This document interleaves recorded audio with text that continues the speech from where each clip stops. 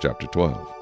Now Samuel said to all Israel, Indeed, I have heeded your voice in all that you said to me, and have made a king over you. And now here is the king walking before you, and I am old and gray-headed, and look, my sons are with you. I have walked before you from my childhood to this day. Here I am. Witness against me before the Lord and before his anointed. Whose ox have I taken? Or whose donkey have I taken? Or whom have I cheated? Whom have I oppressed? Or from whose hand have I received any bribe with which to blind my eyes? I will restore it to you. And they said, You have not cheated us or oppressed us, nor have you taken anything from any man's hand. Then he said to them, The Lord is witness against you, and his anointed is witness this day, that you have not found anything in my hand. And they answered, He is witness. Then Samuel said to the people, It is the Lord who raised up Moses and Aaron, and who brought your fathers up from the land of Egypt. Now, therefore, stand still, that I may reason with you before the Lord concerning all the righteous acts of the Lord, which he did to you and your fathers.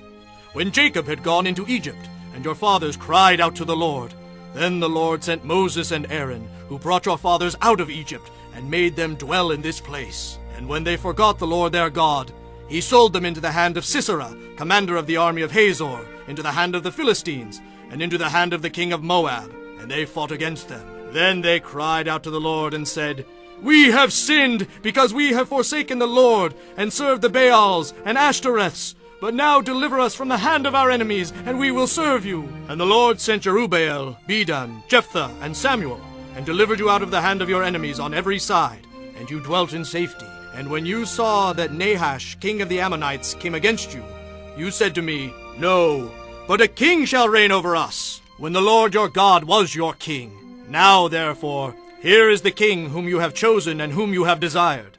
And take note, the Lord has set a king over you. If you fear the Lord, and serve him and obey his voice, and do not rebel against the commandment of the Lord, then both you and the king who reigns over you will continue following the Lord your God. However, if you do not obey the voice of the Lord, but rebel against the commandment of the Lord, then the hand of the Lord will be against you as it was against your fathers. Now therefore, stand and see this great thing which the Lord will do before your eyes. Is today not the wheat harvest?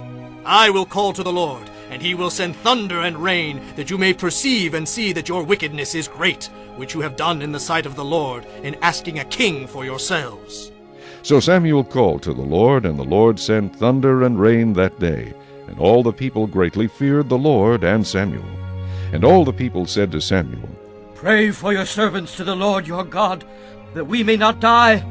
For we have added to all our sins the evil of asking a king for ourselves. Then Samuel said to the people, Do not fear. You have done all this wickedness, yet do not turn aside from following the Lord. But serve the Lord with all your heart, and do not turn aside. For then you would go after empty things which cannot profit or deliver, for they are nothing. For the Lord will not forsake his people, for his great name's sake, because it has pleased the Lord to make you his people. Moreover, as for me, far be it from me that I should sin against the Lord in ceasing to pray for you. But I will teach you the good and the right way. Only fear the Lord, and serve him in truth with all your heart. For consider what great things he has done for you. But if you still do wickedly, you shall be swept away, both you and your king.